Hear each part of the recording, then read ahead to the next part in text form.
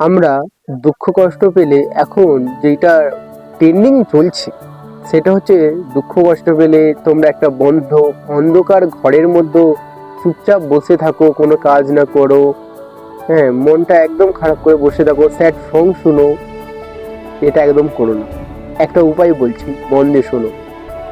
যেই কষ্টগুলো তোমাকে কষ্ট দিচ্ছে, যেই ব্যাপারগুলো কষ্ট দিচ্ছে, সেইগুলো প্রতিটা দিন খাতায় লিখতে থাকো।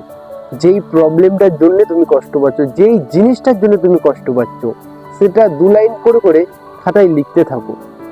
দেখো, এই জিনিসটা আমিও করেছি, আমি ফল পেয়েছি, ঠিক আছে? তাই যেই জিনিসটায় তুমি কষ্ট পাচ্ছ সেটা ভালো করে লিখো। আর যখন লিখবে, এটা 1 সপ্তাহ করে দেখো, যখন লিখবে না, অটোমেটিক সেই কষ্টটা তোমার থেকে দূর হয়ে যাবে। কারণ একটা জিনিস যখন তুমি বারবার লিখবে, বারবার ভাববে, সেই দুঃখ কষ্টটা থেকে দূর হয়ে যাবে তোমার।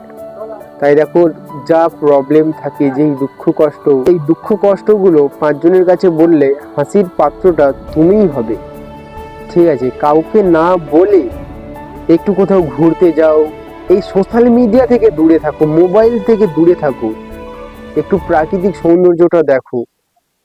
তারপরে দুঃখ কষ্টগুলো খাতায় বা ডায়েরিতে লিখতে থাকো, দেখবে অটোমেটিক তোমার দুঃখ কষ্ট দূর হয়ে যাবে।